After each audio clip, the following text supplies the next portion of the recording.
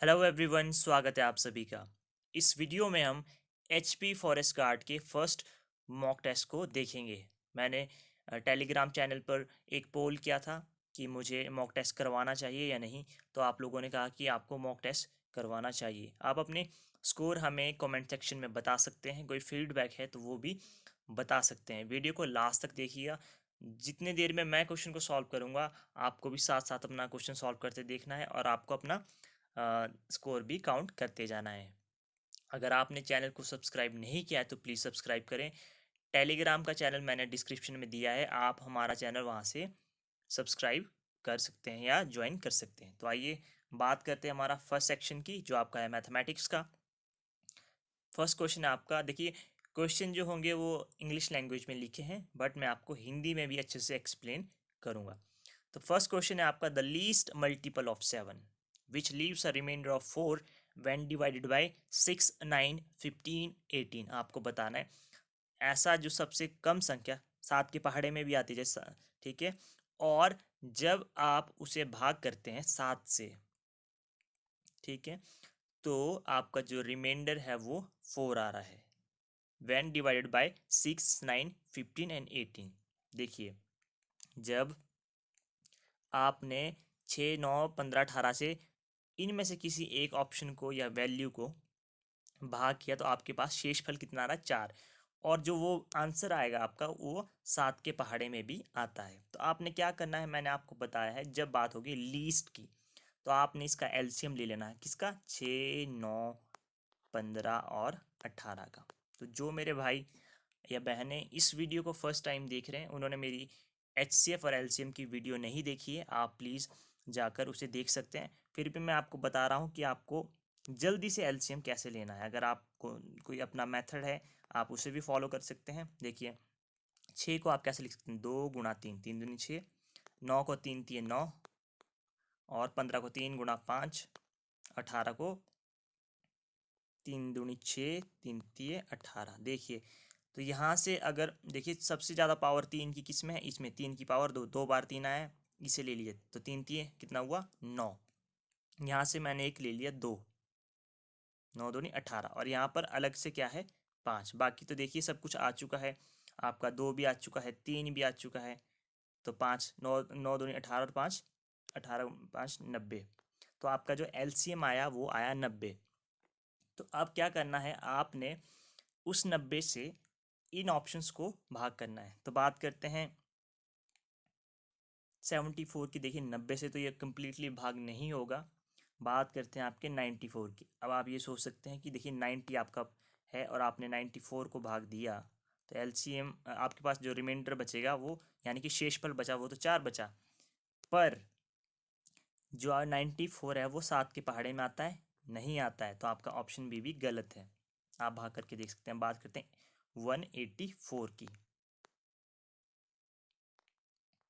तो अगर आप इसे ये भी देखिए जाता है और ये भी शेषफल 4 देता है, पर ये भी 7 के पहाड़े में नहीं आता है। जो आपका आता है ऑप्शन डी, 364। जब आपने 364 को 90 से भाग दिया तो कितना आया, ये 360। शेषफल तो 4 बचा, आपकी ये कंडीशन भी सेटिस्फाई होती है। और जब आपने 364 को 7 से भाग दिया, 7 पंजे 35, 14, 7 दूनी 14, तो ये 52 पर पूरा कंप्लीट भाग हो गया 7 से, और आपका जो यही solution option D is the right answer.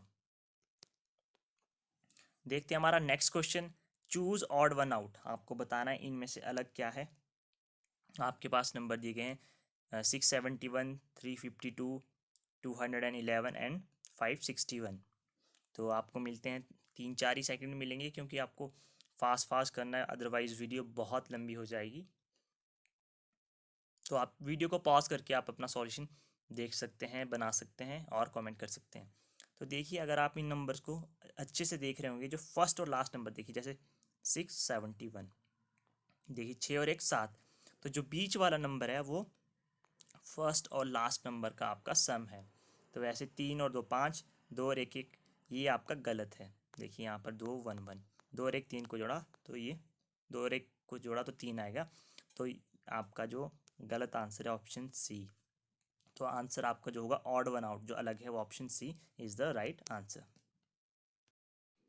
Next question है आपका, two players Ram and Mohan play tennis, the probability of winning of Ram is 0.62, find out the winning probability of Mohan. बहुत ईजी क्वेश्चन है। आपसे क्वेश्चन पूछा गया है कि आपके दो प्लेयर हैं राम एंड मोहन, वो क्या खेलते हैं, वो टेनिस खेलते हैं। प्रायिकता क्या है कि राम जीतेगा, प्रायिकता है आपकी 0.62। आपको बताना है तो मोहन की जीतने की प्रायिकता क्या है। आपके पास चार ऑप्शन है, 1.38, 0 और 0.38, -0.38। तो देखिए आपका जो ऑप्शन डी है ये तो बिल्कुल गलत हो जाएगा, क्योंकि आपकी जो प्रायिकता है वो माइनस में नहीं हो सकती। तो आप इस क्वेश्चन को कैसे कर सकते हैं, देखिए जो आपके पास राम की जीतने की प्रायिकता दी गई है, तो मोहन की जीतने की प्रायिकता क्या होगी। आपकी जो मैक्सिमम प्रोबेबिलिटी होती है, मैक्सिमम प्रायिकता या जो आपकी सबसे ज़्यादा प्रायिकता हो सकती है वो कितनी हो सकती है, एक। तो एक में से अगर आप 0.62 घटा दें तो कितना आएगा, 0.38। तो यही आपकी प्रायिकता होगी मोहन के जीतने की। जब भी आपके पास ऐसे क्वेश्चन आए कभी भी, तो आपको ऐसे ही करना है। आपको एक की प्रायिकता दी होगी तो आपको दूसरे की प्रायिकता एक में से घटाकर सॉल्यूशन बताना है। तो option B is the right answer. बात करते हैं क्वेश्चन नंबर 4 की, value of sine 60 degree cos 30 degree plus sine 30 degree cos 60 degree is. देखिए आपको जो साइन और कॉस की मिनिमम वैल्यूज पता होनी चाहिए, 0, 30, 45, 60 डिग्री और 90 डिग्री। अदरवाइज आप ट्रिग्नोमेट्री के क्वेश्चंस नहीं कर पाएंगे। आपको सिर्फ साइन और कॉस की कर लेंगे, बाकी आप फॉर्मूला से निकाल सकते हैं। तो आइए देखते हैं, जो हमारी साइन 60 की वैल्यू होती है वो होती है आपकी √3/2 गुणा कॉस 30। कॉस 30 जो होता है वो इसका जो जो वैल्यू आपकी साइन 60 की होती है वही वैल्यू होती है आपकी कॉस 30 की। तो कितना हुआ, √3/2 प्लस साइन 30 की वैल्यू होती है आपकी 1/2 और कॉस 60 की वैल्यू उसकी अपोजिट होगी जो आपकी 30 की होती है। कॉस 60 की वैल्यू होती है आपकी 1/2। तो जब आप इसे सॉल्व करेंगे तो √3 इंटू √3 कितना होता है, 3 और 2 इंटू 2 4 प्लस ये बनेगा 1/4। तो जब आप इसे सॉल्व करें 3 और 4, 4/4 और आपका कट के आएगा 1। तो आपके पास जो आंसर होगा ऑप्शन बी 1।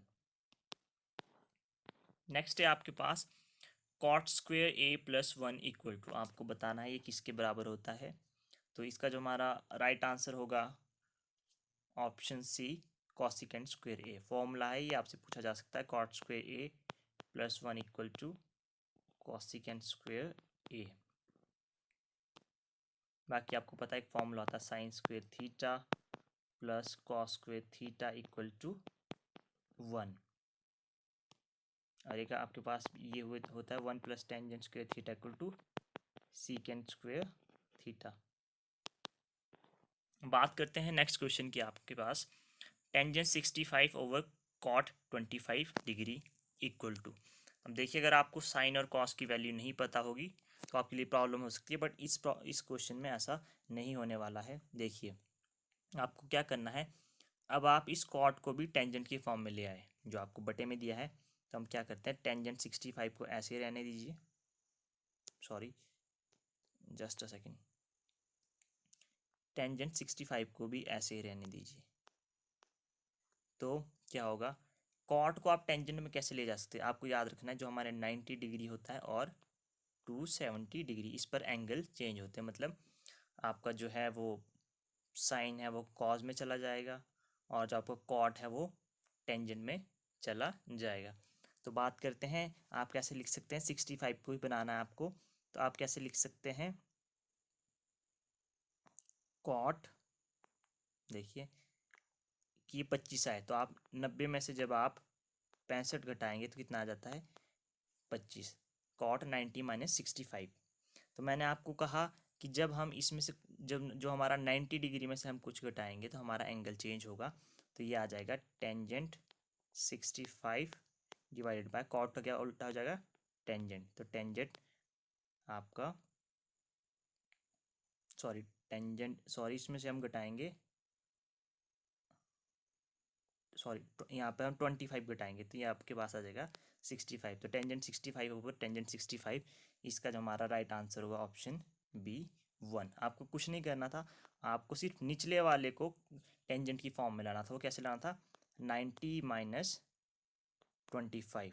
तो 90 में से जब 25 जाने थे तो आपका बच जाना था 65, और जब 90 डिग्री में आप किसी चीज़ को घटाएंगे तो एंगल चेंज होगा, तो आपका बन जाना था टेंजेंट 65। तो टेंजेंट 65 होगा tangent 65, option B is the right answer, जो आपका है 1।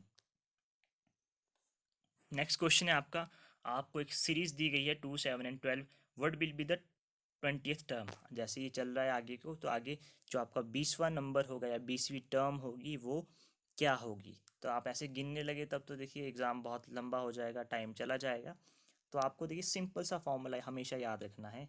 फॉर्मूला आप ये लिख लीजिए, a plus n minus 1 into D.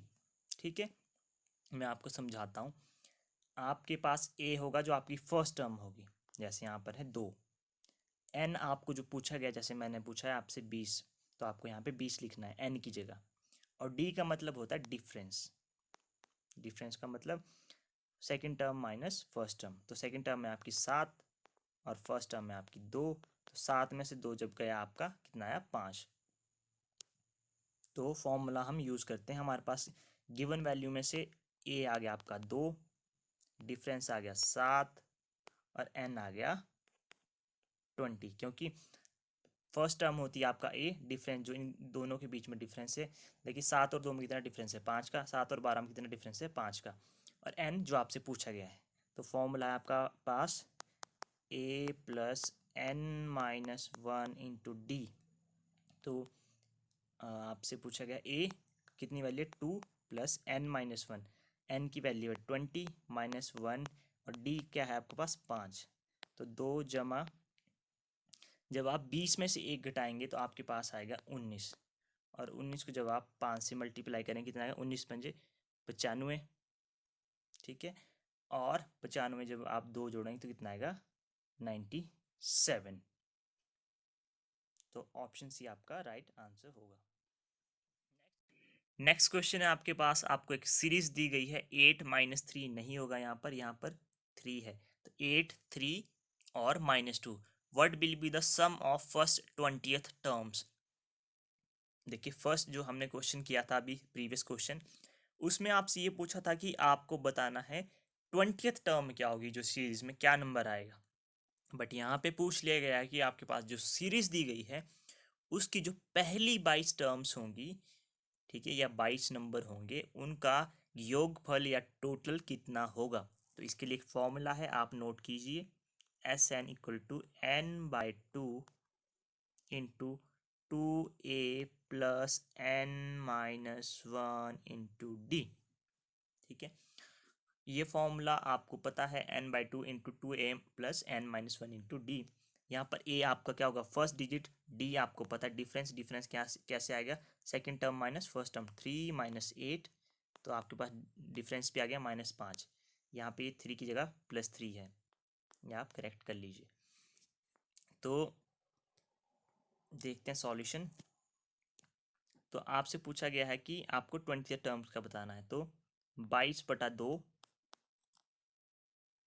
Into 2 into ए की वैल्यू है 8 प्लस n कितना है 22 -1 इंटू डी कितना -5। तो 22 को 2 से डिवाइड किया तो आया 11, अंदर आया 8 दूनी 16। 22 में से 1 गया, आया 21। 21 को जब आपने 5 से गुणा किया -5 से, तो कितना आया 105। ठीक है, और आपने 105 में से 16 को घटाया तो कितना आया -89। तो ये आ जाएगा 11 इंटू -89। और जब आप इसे मल्टीप्लाई करेंगे तो आपके पास आएगा -979, मतलब 979 माइनस का। Option B is the right answer. देखिए यहाँ पर दो ऑप्शन थे आपके पास, 979 और -979 के। तो आपको जो चूज करना है option B is the right answer. Next question है आपके पास, if the radius of a circle is decreased by 50%, find the percentage decrease in its area. आपसे पूछा गया है जो रेडियस है सर्कल का आपने क्या किया, 50% घटा दिया। तो अब आपको बताना है कि जो एरिया में चेंज आएगा उस डिक्रीज से वो कितना होगा। सबसे पहले तो आपको सर्कल के एरिया का फॉर्मूला पता होना चाहिए, पाई आर स्क्वेयर। अगर आपको इतना भी पता है तो भी काम चलने वाला है। तो मैंने क्या कहा, देखिए इस चीज़ों को हम कॉम्प्लिकेटेड नहीं करते हैं, ठीक है। आपने वैल्यू मान ली आर की रेडियस की कि पहले थी जी 10 था आपका है, आपका जो आपने शुरू में आपने कुछ नहीं घटाया, आपका रेडियस कितना था 10। तो आपके पास एरिया कितना आएगा, एरिया मैंने मान लिया A1। तो पाई आर की वैल्यू कितनी है 10 और स्क्वेयर, तो 10 10 100 और ये आ गया 100 पाई। अब मैंने बोला, इन्होंने बोला कि 50% घटा दिया, 50% का मतलब आधा घटा दिया आपने। तो अब सॉरी, रेडियस की वैल्यू कितनी हो जाएगी, 10 की अब हो जाएगी 5। तो 5 पाई ये स्क्वेयर, तो 5 5 25 और ये आ गया 25 पाई। तब आपके पास क्या वैल्यूज आ चुकी हैं, A1 की आ चुकी है 100 पाई और A2 की आ चुकी है 25 पाई, क्योंकि अब आपने रेडियस घटा दिया, तो हम इसीलिए मैंने 10 की जगह 5 लिया। तो अब क्या करना है आपको, तो अब कैसे, ओरिजिनल जो आपके पास एरिया था कितना था आपके पास 100 पाई, और माइनस जो आपके पास डिक्रीज एरिया आया है, जो अभी आपके पास न्यू वैल्यू आई कितनी आई है, वो आई आपके पास 25 पाई, डिवाइडेड बाय ओरिजिनल कितनी थी आपके पास, ओरिजिनल एरिया कितना था आपके पास, वो था आपके पास 100 पाई इंटू 100, ठीक है। तो आपके पास ये कितना आएगा, ये आएगा 25, 100 में से आप इसे घटाएंगे 25 को कितना आएगा 75 पाई, और इस 100 से तो ये 100 कट गया था और नीचे आपके पास बचा था पाई, तो आपके पास बचा 75, ठीक है। तो आपके पास कितना डिक्रीज आएगा, आपके पास जो डिक्रीज आएगा वो आएगा आपके पास 75%।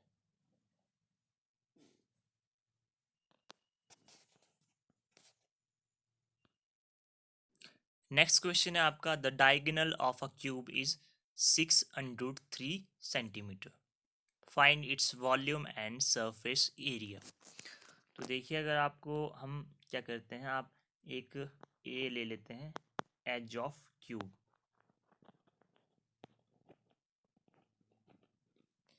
तो एक फॉर्मूला आता है अगर आपके पास डायगोनल ऑफ क्यूब के लिए, वो होता है आपका √3a, ठीक है। और आपके पास डायगोनल ऐसे दिया गया है, कितना है, वो है आपके पास 6√3। तो यहाँ से अब क्या कर सकते हैं आप, यहाँ से आप कैंसिल आउट कर सकते हैं दोनों को। तो ए की वैल्यू कितनी आई आपके पास, आपके पास वैल्यू आई ए की 6। तो जो क्यूब का वॉल्यूम होता है वो आपकी वॉल्यूम ऑफ क्यूब कितना होता है, जो आपकी साइड है उसका पावर 3, ठीक है, ए की पावर 3। तो ए की वैल्यू कितनी आई थी आपके पास अभी 6। तो आपके पास कितना हुआ ये 6 × 6 कितना हुआ, देखिए 6 × 6 × 6, छिका छिका 36 और 6 216 सेंटीमीटर क्यूब। तो आपका राइट आंसर होगा ऑप्शन बी, 216 सेंटीमीटर क्यूब। अगर आप बात करते हैं क्यूब के सरफेस एरिया की, तो उसके लिए फॉर्मूला होता है आपके पास 6a²।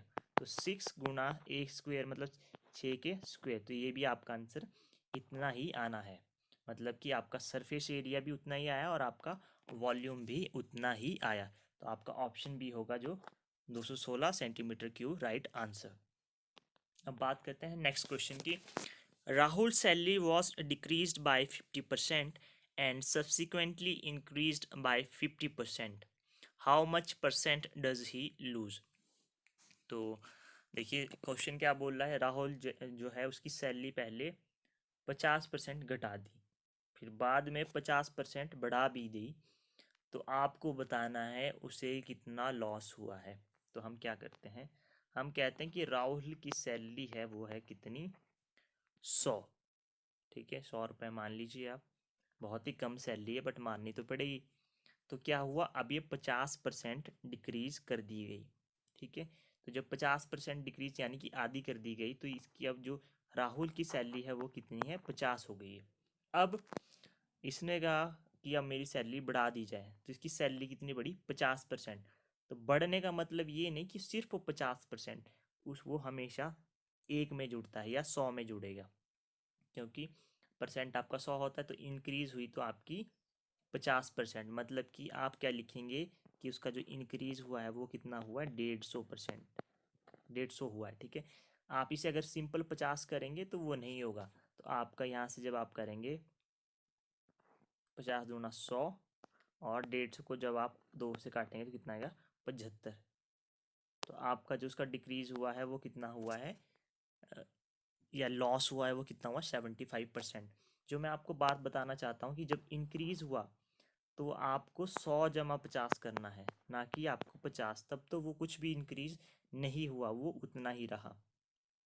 ठीक है, जैसे हमने डिक्रीज किया तो डिक्रीज क्या किया हमने, 100 में से 50 घटाया तो डिक्रीज हुआ। तो जब इंक्रीज होगा तो 100 में जब 50 जुड़ेगा तभी वो 50% का डिक्रीज या सॉरी इंक्रीज होगा। तो आपका जो आंसर था ऑप्शन ए 75%। हम सॉरी, यहाँ पर एक थोड़ा सा ट्रिक है जो मैं बताना भूल गया, कि जैसे मैंने भी ध्यान नहीं दिया तो मैंने आंसर कर दिया 75%। आपने भी अगर सॉल्व किया है, अगर आपने अच्छे से नहीं पढ़ा तो आप भी यहाँ पर 75% ही करने वाले हो। लेकिन देखिए यहाँ पर जो ट्रिक है वो ये है, पहले उसकी सैलरी कितनी थी, 100 रुपये, उससे लॉस पूछा गया, जो अब उसके पास सैलरी आई कितनी है, 75 रुपये, तो उसको कितने का लॉस हुआ है, 25 का। तो आंसर कितना है, 25%। तो ऐसे ही क्वेश्चन कई बार फ्रेम किए जाते हैं कि हम एकदम देखते हैं कि एड्रेनलिन रश होता है कि हाँ जी मेरे पास 75 आ गया तो आंसर यही होगा। आपको ये भी देखना है कि आपसे पूछा गया है तो आपको परसेंट लॉस बताना था, तो वो कितना है, option B is the right answer, 25%। Next है आपके पास, A does work in 10 days and B does same work in 15 days, both will complete same work in. आपको बताना है, एक ए जो है वो एक काम को 10 दिन में करता है, बी है वो उसे 15 दिन में करता है। अगर दोनों करने लगे तो कितने दिनों में करेंगे, तो इसका देखते हैं। ऑप्शन डी आप गलत कर सकते हैं बिल्कुल, क्योंकि काट सकते हैं। जब एक सॉरी, बी जब उसे 15 दिन में कर देता है और ए 10 दिन में कर देता है, तो जब मिल के करेंगे तब इससे कम ही करेंगे। ठीक है, तो ऑप्शन डी तो आपका पहले ही गलत हो चुका है। तो कैसे करेंगे इसे, इसे आप सिंपली कर सकते हैं 10 × 15, और दोनों को आपको जोड़ देना है, 10 + 15 कितना आया, 150, और 10 + 15 कितना हुआ, 25, 25 का 150, तो आपका जो आंसर आ जाएगा ऑप्शन सी 6। कुछ नहीं करना है, दोनों को मल्टीप्लाई कर दो और दोनों को नीचे टोटल कर दो, तो आपका राइट आंसर आ जाएगा, option C is the right answer. Next question है आपका, a train is moving at a speed of 132 km/h। If the length of the train is 110 metre, how long it will take to cross a railway platform 160 metres. आपको बताना है, आपके पास एक train है जिसकी speed है 132 किलोमीटर प्रति घंटा, और जो ट्रेन की लंबाई है वो है 110 मीटर, और जो आपका प्लेटफॉर्म है रेलवे प्लेटफॉर्म उसकी लंबाई कितनी है, 165 मीटर। तो आपको बताना है कि कितना टाइम लगेगा जब वो ट्रेन है उस प्लेटफॉर्म को क्रॉस करेगी। तो इससे पहले हम इस क्वेश्चन को सॉल्व करें। अगर आपके पास कभी भी km/h में दिया हो और उसे आपको मीटर/सेकंड में कन्वर्ट करना हो, तो 5/18 से गुना करते हैं, और अगर आपके पास मीटर/सेकंड से आपने km/h में जाना है, कन्वर्ट करना है, तो 18/5 से गुना कर दीजिए, क्योंकि यहाँ पर आपसे जो टाइम है वो सेकंड्स में पूछा गया है। तो कैसे करेंगे, पहले तो आप इस स्पीड को कन्वर्ट कर लीजिए, फिर मैं आपको एक कॉन्सेप्ट बताऊंगा, 132 गुना 5/18। ठीक है, तो अगर हम इसे काटें तो यहाँ पर आएगा आपके पास 9 दूनी 18 और 6 दूनी 12, और ये आएगा आपके पास 66। फिर आप इसे काटते हैं, 3 × 9 और 22 × 66, तो आपके पास आ गया 22/3 गुणा 5, तो आपके पास आ गया 110/3। ठीक है, तो आपके पास जो स्पीड आ चुकी है अब 110/3 मीटर पर सेकंड। अब बात करते हैं, इसे आप यहाँ लिख लीजिए 110/3 मीटर पर सेकंड। ये आपका प्लेटफॉर्म है, इसकी लेंथ दी गई है 165 मीटर। अब इस पे एक ट्रेन दौड़ रही है जिसकी लेंथ कितनी है, इसकी जो लेंथ है खुद की वो है 110 मीटर। तो देखिए आपको कितना डिस्टेंस ट्रैवल करना पड़ेगा। देखिए ये तो इसकी, जब ये ट्रेन यहाँ से चलेगी, ठीक है, जब ये क्रॉस करेगी, पहले तो इतना क्रॉस करेगी, ठीक है, इतना क्रॉस करेगी, ये करेगी 165 मीटर। ये तो आपको समझ आएगा क्योंकि ये लेंथ है आपकी प्लेटफॉर्म की। अब इसकी खुद की भी तो लंबाई है, इसे ये प्लेटफॉर्म को क्रॉस करने को पहले जब भी ट्रेन चलेगी चलेगी यहाँ चलेगी चलेगी, तो ये यहाँ पर मान लीजिए इसका ये स्टार्टिंग पोर्शन पहुँच गया, पर जब ये बाहर के लिए इसका लास्ट पोर्शन जाएगा तो वो भी तो इसे क्रॉस करवाना पड़ेगा। तो कितना है, वो है आपके पास 110 मीटर। तो आपके पास टोटल डिस्टेंस कितना हुआ, टोटल डिस्टेंस हो गया आपके पास 110 और 165, तो कितना हो गया, ये हो गया आपके पास 275 मीटर। हमसे पूछा गया है टाइम, तो जो आपका टाइम होता है, देखिए अगर आप वेलोसिटी की या स्पीड की बात करते हैं, वो होता है आपका डिस्टेंस अपॉन टाइम। तो यहाँ से टाइम क्या आ जाएगा, टाइम आ जाएगा आपका डिस्टेंस डिवाइडेड बाय वेलोसिटी या स्पीड। ठीक है, तो टाइम क्या रहेगा आपका, टाइम रहेगा आपका, आपके पास स्पीड कितनी आई थी, सॉरी आपका डिस्टेंस कितना है, डिस्टेंस है आपके पास 275 मीटर, और जो स्पीड है वो कितनी आई है, स्पीड आई है आपके पास 110/3। तो ये जब ऊपर जाएगा तो ये क्या बन जाएगा, ये उल्टा हो जाएगा 3/110। तो हम करेंगे 275 गुणा 3/110। अब इसे काटते हैं, अब ये जाएगा 22×5 110, 22 पे चला गया, और 5×5 25, और ये बचा 5, तो ये गया 55। अब 55 को 11×2 = 22, 11 के पहाड़े पे काट दिया, और 11×5 = 55। तो आपके पास आया 15/2, 15/2, मतलब कि ये आपके पास आ गया 7.5 सेकेंड। तो आपके पास जो राइट आंसर होगा option C is the right answer. Next question है आपका,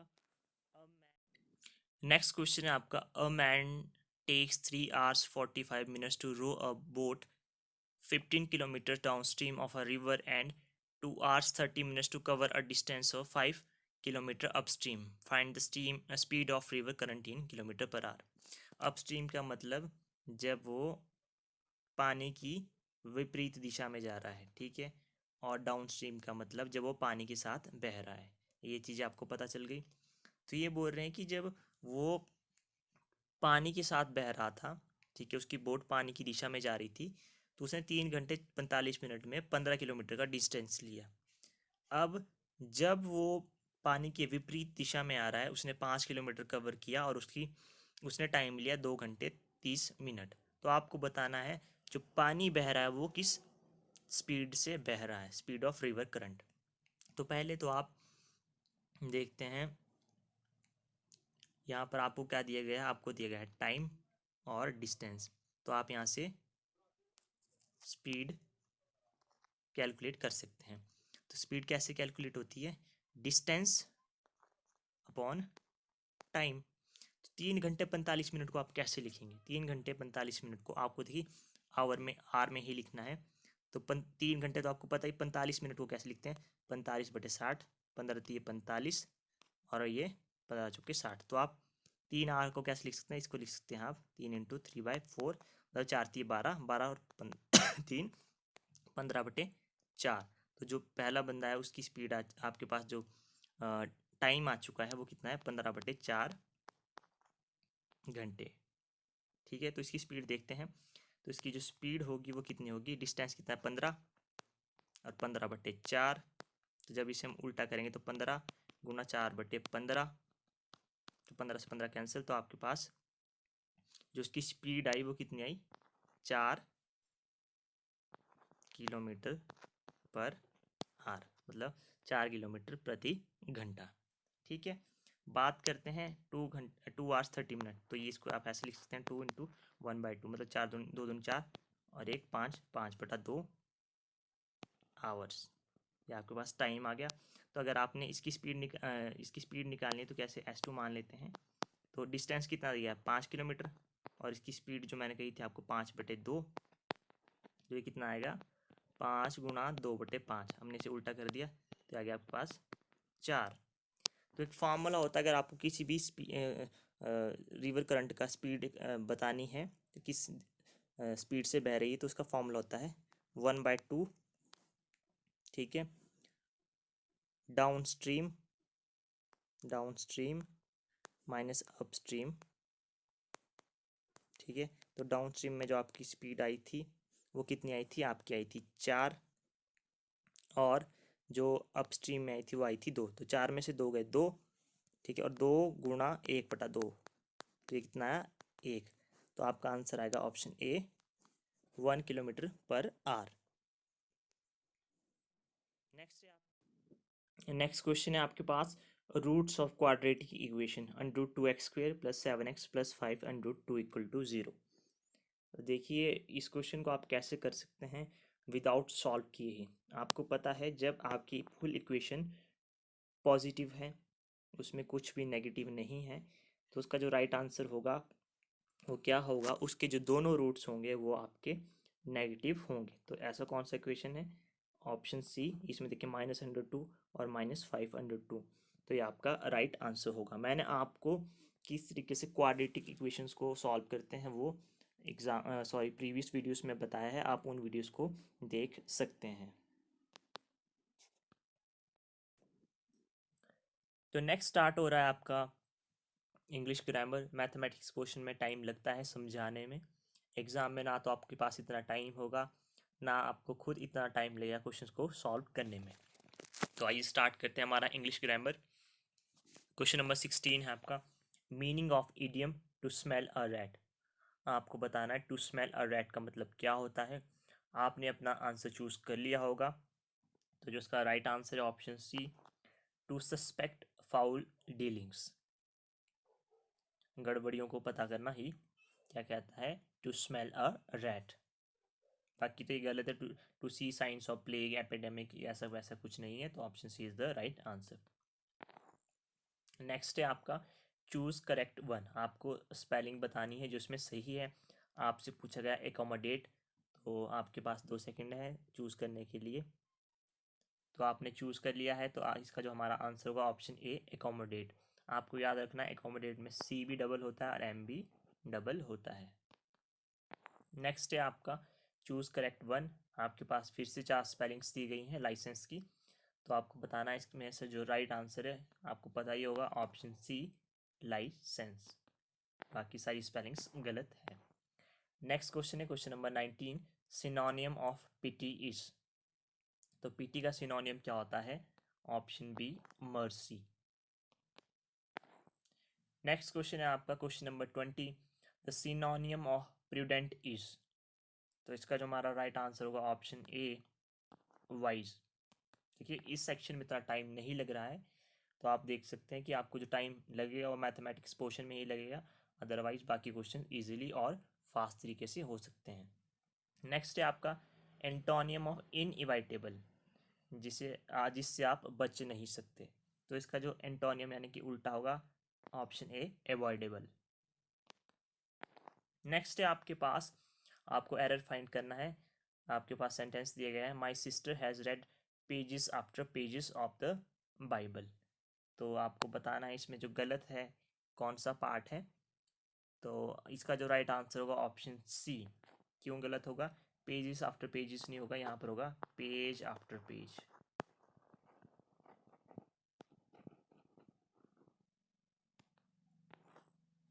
identify the parts of speech, he and I have finished our work. देखिए यहाँ पर मैंने हाईलाइट किया रेड कलर में, ही एंड आई को बताना है आपने, ही और आई को बताना है क्या है ये आपके नाउन है, एडवर्ब है, प्रोनाउन है, प्रेपोजिशन है। तो इसका जो हमारा राइट आंसर होगा ऑप्शन सी प्रोनाउन। जो आपकी नाउन की जगह वह, आपको समझ आ रहा है वह का मतलब क्या है, उसकी जगह आप इंसान या कुछ भी लिख सकते थे, बट आपने इससे पता चला ही एंड आई का मतलब क्या है, तो जो हम नाउन की जगह यूज़ करते हैं उन्हें कहते हैं प्रोनाउन। तो option C is the right answer. Next है आपका question number 24, either sit quietly और गो अवे। आपको बताना है इसमें ईदर और क्या है। तो ईदर और आपका option B conjunctions. Next question है आपका पास्ट पार्टिसिपल ऑफ बेट। तो आपको बताना है पास्ट पार्टिसिपल बेट का क्या है। आपको मिलते हैं 2 सेकंड। होपफुली आपने गैस कर लिया होगा। तो इसका जो राइट आंसर है ऑप्शन सी बेट। अब पास्ट पार्टिसिपल की बात करते हैं। हमने जो जब हम छोटे होते थे, छोटे क्या 10th 12th में भी हमने ये पढ़ा है, प्रेजेंट, पास्ट और फ्यूचर। यही पढ़ा है हमने कि फर्स्ट फॉर्म, सेकंड फॉर्म या थर्ड फॉर्म क्या होती है। तो पास्ट पार्टिसिपल को ही बोलते हैं आप फ्यूचर या थर्ड फॉर्म। ठीक है। तो इसकी जो बेट की थर्ड फॉर्म होती है बेट, बेट और बेट। तो इसका जो राइट आंसर है ऑप्शन सी बेट। कई बार क्वेश्चन आपसे ऐसे नहीं पूछे जाते कि सेकंड फॉर्म क्या हो गया, थर्ड फॉर्म क्या होगी इसका, या पास्ट क्या हो गया, फ्यूचर क्या। इस तरीके से कई बार आपको उलझा देता कि पास्ट पार्टिसिपल। पास्ट आपने देखना था। अगर मान लीजिए मैं कुछ ऐसा लाता जिसमें अगर सेकंड फॉर्म, ठीक है, आप देखते हैं डायरेक्ट तीन ऑप्शन, तीनों फॉर्म्स अलग अलग होती, तो आप सीधा देखते कि पास्ट फॉर्म कौन सी है और आप उसे करेक्ट कर देते। बट वो गलत था, आपको यहाँ पर फ्यूचर या थर्ड फॉर्म्स चूज करनी थी। तो राइट आंसर ऑप्शन सी बेट। तो ये था आपका इंग्लिश ग्रामर। आप हमें अपना टोटल स्कोर कमेंट सेक्शन में बता सकते हैं। अब आ गया आपका हिंदी सेक्शन। तो देखिए, इन केस आपको किसी भी सॉल्यूशन में गलती लगती है, आप हमें कमेंट करके बता सकते हैं। ये खुद सारा ही देखिए मैंने सिर्फ हिंदी का पोर्शन खुद टाइप नहीं किया है क्योंकि मुझे हिंदी लिखनी नहीं आती है कीबोर्ड से। बाकी सारा जितना भी है मैंने खुद टाइप किया है, खुद क्वेश्चन देखे हैं, बनाए हैं। तो आप समझ सकते हैं कि इतनी ज़्यादा मेहनत लगती है। तो एक लाइक बनता है अगर आपको वीडियो पसंद आई है या आपको लग रहा है कि आपके कुछ भी वर्थ है इसमें से जो आपने पढ़ा है। और आप शेयर ज़रूर करिए अपने दोस्तों के साथ ताकि हमें भी इस तरीके से वीडियो बनाने में मज़ा आए। तो नेक्स्ट क्वेश्चन है आपका क्वर्ग का उच्चारण स्थान बताना है आपको। जब क्वर्ग होते हैं जैसे क ख ग घ, ठीक है, तो उसका उच्चारण स्थान क्या है। उसका उच्चारण स्थान है, आपको पता है, 4 ऑप्शन है, मूर्धा, दंत, ओष्ठ और कंठ। तो इसका जो हमारा राइट आंसर है ऑप्शन डी कंठ। नेक्स्ट है आपका पुरुषोत्तम में कौन सा समास है। 4 समास दिए गए हैं, अव्ययी, द्विगु, तत्पुरुष और बहुव्रीहि। तो इसका जो हमारा राइट आंसर है ऑप्शन सी तत्पुरुष समाज। नेक्स्ट है आपका दशरथ में कौन सा समास है। तो इसका जो हमारा राइट आंसर होना चाहिए ऑप्शन डी बहुव्रीहि समास। देखिए इन चीज़ों में आपको टाइम नहीं लगना चाहिए बिकॉज अगर आपको आता है तो आता है, अदरवाइज तो फिर नहीं आता है। क्वेश्चन नंबर 29 है अनुराग का विलोम शब्द क्या है। अनुराग का जो विलोम शब्द है वो है ऑप्शन ए विराग। नेक्स्ट क्वेश्चन है आदि का विलोम शब्द है। आदि का जो विलोम शब्द है वो है ऑप्शन डी अंत। धनुष का पर्यायवाची क्या है। तो जो धनुष का पर्यायवाची है वो है आपका ऑप्शन ए चाप। नेक्स्ट है आपका क्वेश्चन नंबर 32 असंभव काम करने के लिए किस मुहावरे का प्रयोग होता है। तो आप सभी को पता है, ज़्यादा ही होता है कुछ। ऑप्शन डी चांद तारे तोड़ने की बात होती है। आपको पता है मूवीज़ में या ऐसी जो डायलॉग्स में आते रहते हैं। तो ऑप्शन डी आकाश के तारे तोड़ना। होनहार में कौन सा प्रत्यय है। प्रत्यय जो बात आपके बाद में लगते हैं। तो इसका जो हमारा राइट आंसर है ऑप्शन सी हार। नेक्स्ट क्वेश्चन है आपका प्रतिकूल में कौन सा उपसर्ग है। प्रतिकूल में आपका कौन सा उपसर्ग है। इसमें है आपका ऑप्शन डी प्रति उपसर्ग, जो आपके पहले लगते हैं, प्रत्यय बाद में लगते हैं। निम्नलिखित शब्दों में से कौन सा शब्द शुद्ध है। तो शुद्ध शब्द है आपका ऑप्शन डी साम्राज्य। रुचि का विशेषण निम्न में से कौन सा है। तो इसका जो हमारा राइट आंसर है ऑप्शन सी रुचिकर।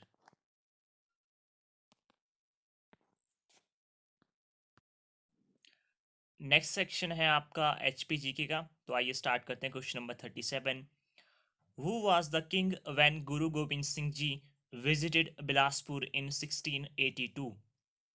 आपको बताना है 1682 में बिलासपुर का राजा कौन था जब गुरु गोविंद सिंह जी बिलासपुर आए थे। तो इसका जो हमारा राइट आंसर है ऑप्शन डी, भीमचंद।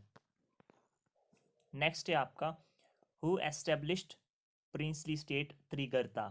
आपको बताना है त्रिगर्ता का संस्थापक कौन था। तो इसका जो हमारा राइट आंसर है ऑप्शन बी, सुशर्मा। नेक्स्ट है आपका which state is in north of Himachal Pradesh? आपको बताना है हिमाचल प्रदेश के उत्तर दिशा में कौन सा राज्य है। तो इसका जो हमारा राइट आंसर है ऑप्शन ए, जम्मू कश्मीर। नेक्स्ट है आपका Solang mountain peak is in which district? आपको बताना है जो आपकी सोलांग माउंटेन पीक है वो कौन से जिले में है। तो इसका जो हमारा राइट आंसर है ऑप्शन ए, कुल्लू। नेक्स्ट क्वेश्चन है आपका क्वेश्चन नंबर 41, शिप की पास इज इन विच डिस्ट्रिक्ट? तो आपको बताना है शिप की दर्रा कौन से जिले में है। इसका जो राइट आंसर है ऑप्शन डी, किन्नौर में। नेक्स्ट है question number 42, Himalayan botanical garden is in?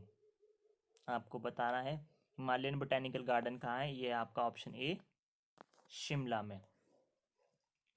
Shilli तो आपकी एक वाइल्ड लाइफ सेंचुरी है। जो सबसे छोटी वाइल्ड लाइफ सेंचुरी आपकी कौन सी है? शिल्ली। रेणुका में आपको पता है लायन सफारी है, ये आप याद रख सकते हैं। नेक्स्ट है आपका Tirthan wildlife sanctuary is in? Tirthan wildlife sanctuary कौन से जिले में है? इसका जो हमारा राइट आंसर होगा ऑप्शन डी, कुल्लू में। Maximum percentage forest cover to its geographical area in which district? ये पहले हम क्वेश्चन को समझते हैं। आपको बताना है सबसे ज़्यादा जंगल का एरिया परसेंटेज वाइज किस जिले में है अपने एरिया को, अगर हम उसके अपने एरिया के हिसाब से देखें। तो इसका जो राइट आंसर है ऑप्शन सी, सिरमौर। अगर आप देखें जो सिरमौर का जो एरिया है, देखिए जो सिरमौर का एरिया उसके हिसाब से, उसके परसेंटेज के हिसाब से वहाँ पे सबसे ज़्यादा फॉरेस्ट कवर है, अगर आप एरिया के वाइज से, एरिया की उससे देखें। बट अगर आपसे सिंपली पूछें कि सबसे ज़्यादा कहाँ है, तो सबसे ज़्यादा है आपका लाहौल स्पीति में, क्योंकि लाहौल स्पीति बहुत ज़्यादा बड़ा डिस्ट्रिक्ट है जियोग्राफिकल एरिया की वजह से। और अगर आप बात करें एरिया को छोड़कर, अगर सबसे ज़्यादा जो हम बात करें तो चंबा में सबसे ज़्यादा आपके फॉरेस्ट कवर है। ठीक है, क्योंकि अगर आप चंबा का एरिया देखेंगे और जो सबसे ज़्यादा फॉरेस्ट कवर आपको इसमें मिलेगा। तो देखिए थोड़ा कंफ्यूजिंग क्वेश्चन है, पर इसका जो अगर आप थोड़ा डेप्थ में पढ़ा होगा तो इसका जो राइट आंसर है ऑप्शन सी, सिरमौर। बाकी हमीरपुर में तो सबसे कम आपका फॉरेस्ट कवर है। ये मैंने जानबूझकर ही ऐसा क्वेश्चन पाया था, बिकॉज मैक्सिमम लोग जो है इस पे लाहौल स्पीति ही करने वाले हैं। नेक्स्ट क्वेश्चन है आपका question number 45, colonel Sherjung national park is in which district? आपको बताना है कर्नल शेरजंग नेशनल पार्क कौन से जिले में है। तो इसका जो राइट आंसर है ऑप्शन ए, सिरमौर में। Luni is the tributary of, कई बार क्वेश्चन पूछा गया है। तो लूनी आपकी किसकी ट्रिब्यूटरी है? इसका जो राइट आंसर है ऑप्शन सी, यमुना। हम सॉरी। नेक्स्ट है आपका रुपिन वैली इज इन? आपको बताना है रुपिन वैली कौन से डिस्ट्रिक्ट में है। तो इसका जो राइट आंसर है ऑप्शन ए, किन्नौर में। Child sex ratio according to census 2011, आपको बताना है जो चाइल्ड सेक्स रेशियो होती है 2011 की सेंसस के अनुसार वो कितनी है। तो इसका जो हमारा राइट आंसर है ऑप्शन सी, 909। बात करते हैं 972 की, तो आपकी ये है male female sex ratio. Next है आपका question number 49, Bhutnath temple is in which district? Bhutnath temple कौन से डिस्ट्रिक्ट में है?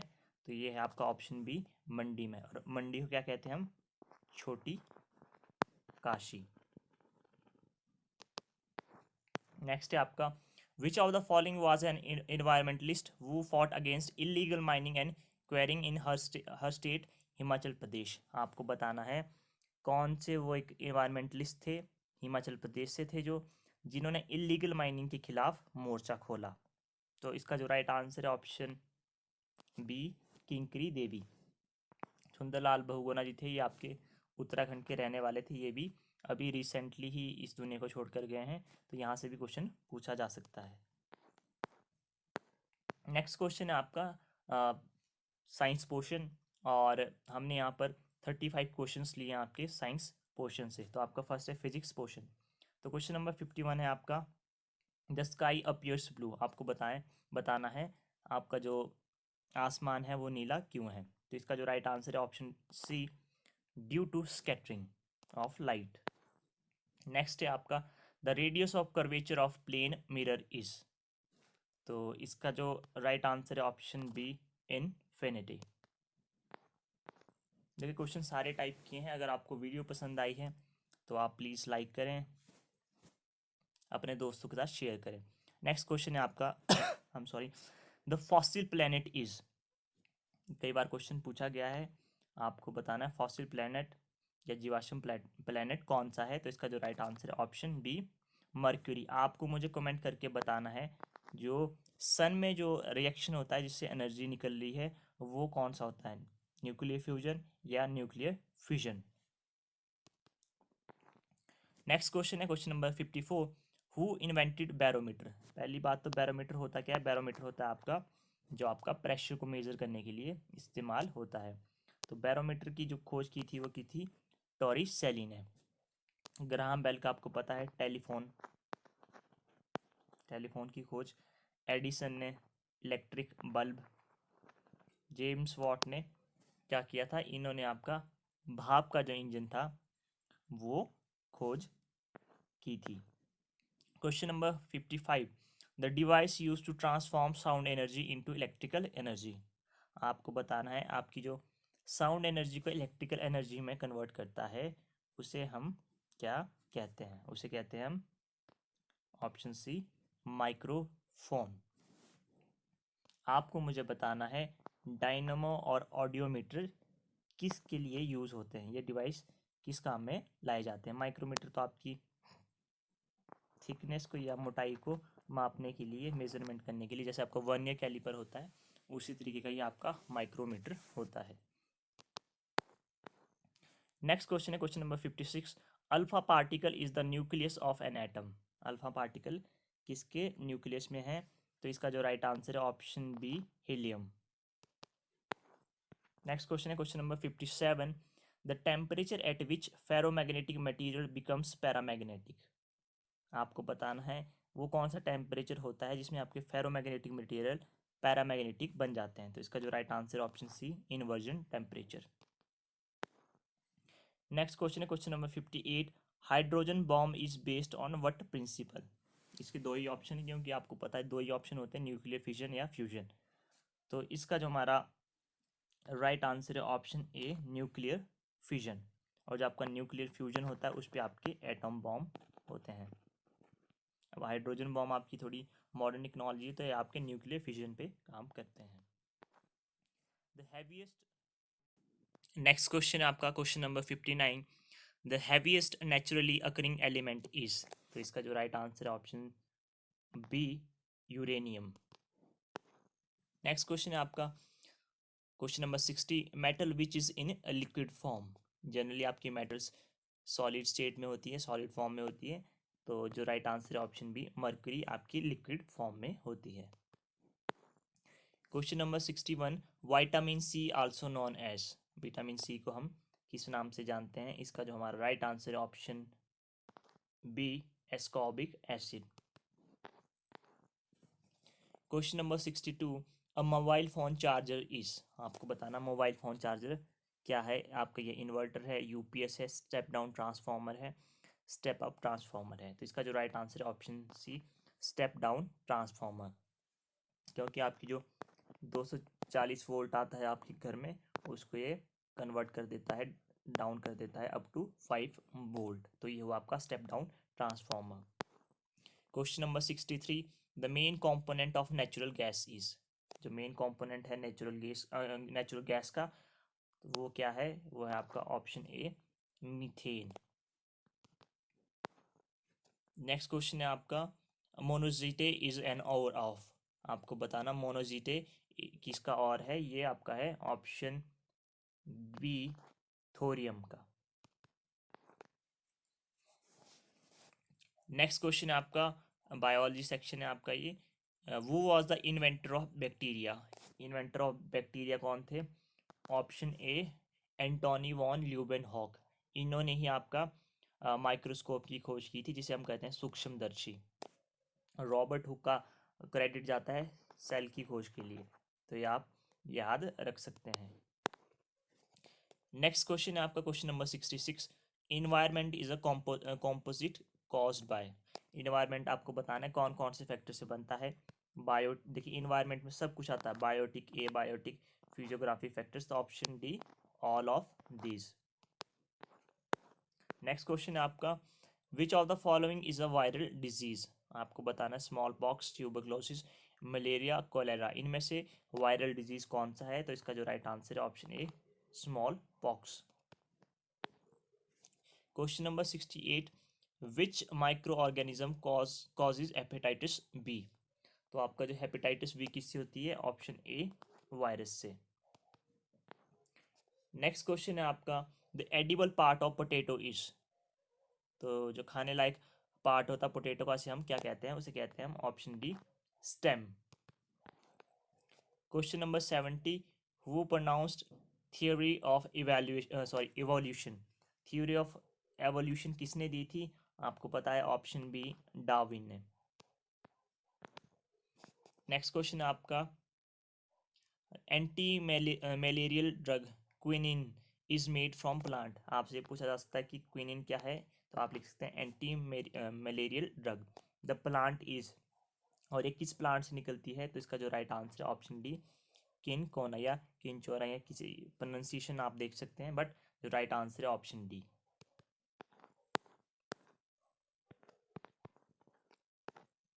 नेक्स्ट क्वेश्चन है आपका, the food material of the plant is transported to their various organs by. जो आप फूड होता है प्लांट्स में, वो कौन से आपके उसके लिए रिस्पॉन्सिबल होते हैं ऑर्गन? तो उसका जो राइट आंसर है ऑप्शन बी, फ्लोएम जो होता है वो आपका रिस्पॉन्सिबल होता है फूड मटेरियल का ट्रांसपोर्टेशन के लिए। और जाइलम होता है आपका, वो वाटर के ट्रांसपोर्टेशन के लिए रिस्पॉन्सिबल होता है। In living organism biotic catalyst is called. तो बायोटिक कैटलिस्ट आपका क्या होता है? Option D, enzyme. Next question आपका, the vitamin which contains cobalt is. तो कोबाल्ट किस विटामिन में होता है? तो इसका ऑप्शन डी, विटामिन B12 में। Question number 75, an artificial kidney works on the principle of. जो आपकी आर्टिफिशियल किडनी होती है वो किस प्रिंसिपल काम करती है? वो प्रिंसिपल है option C, dialysis. Question number 76, the only snake which forms the nest is. कई बार कई बार क्वेश्चन पूछा गया है, कौन सा जो सांप है वो अपना घोंसला बनाता है? तो इसका जो हमारा राइट आंसर है option A, sorry option B, king cobra. Question number 77, an organ in which RBC forms in human body. जो आपकी रेड ब्लड सेल्स होती है वो कहाँ पर बनती है ह्यूमन बॉडी में? वो बनती है ऑप्शन डी, बोन मैरो में। Question number 78, universal blood recipient group is. आपको बताना है यूनिवर्सल जो ब्लड रेसिपिएंट होता है ग्रुप का, ग्रुप वो कौन सा है? तो आप option A B, A B किसी से भी ब्लड को रिसीव कर सकते हैं। आपको मुझे कमेंट में बताना है यूनिवर्सल डोनर कौन होता है ब्लड का, कौन सा ग्रुप यूनिवर्सल डोनर माना जाता है। Question number 79, the blood purification takes place in. आपको बताना है ब्लड प्यूरिफिकेशन कहाँ होती है? ये होती है आपकी ऑप्शन ए, किडनी में। द बाइल इज एकमुलेटेड इन। आपको बताना है बाइल कहाँ इकट्ठा होता है? तो ये होता है आपका ऑप्शन सी, बाइल डक्ट में। और बाइल जूस निकलता कहाँ से? लीवर से। नेक्स्ट क्वेश्चन है आपका, which of the following is not a digestive enzyme? आप में से इसमें से कौन सा डाइजेस्टिव एंजाइम नहीं है? तो इसका जो राइट आंसर है option C, insulin. Question number 82, which of the following enzymes found in saliva? Saliva जो होता है उसमें कौन से एंजाइम होते हैं? तो इसका जो हमारा राइट आंसर है option B, ptyalin. Next question है आपका, question number 83, which one of the following the largest decomposer of sun energy? तो सबसे जो बड़ा डीकम्पोजर कौन होता है सन एनर्जी का? तो इसका जो right answer option D, green plants. Which one of the followings are abiotic component? Abiotic component का मतलब होता है जो जीवित नहीं होते हैं। तो इसका जो राइट आंसर है ऑप्शन ए, एयर। लास्ट है आपका, which of the following is not a true fruit? True fruit कौन सा इसमें नहीं है? तो इसका जो राइट आंसर है ऑप्शन डी, प्लम।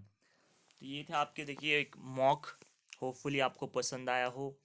आप अपनी राय दे सकते हैं कि आपको कैसा लगा। होपफुली आपने वीडियो लास्ट तक देखी होगी, बिकॉज मुझे ये कंपोज करने में, वीडियो बनाने में अराउंड 7 से 8 घंटे लग गए, क्योंकि क्वेश्चंस को देखना पड़ा, खुद टाइप करना पड़ा, तो बहुत मेहनत लगती है। तो अगर आपको वीडियो पसंद आई तो प्लीज़ लाइक करें, चैनल को सब्सक्राइब करें, और वीडियो को प्लीज़ अपने दोस्तों के साथ शेयर करें। मिलते हैं नेक्स्ट वीडियो में। Till then have a good time, take care.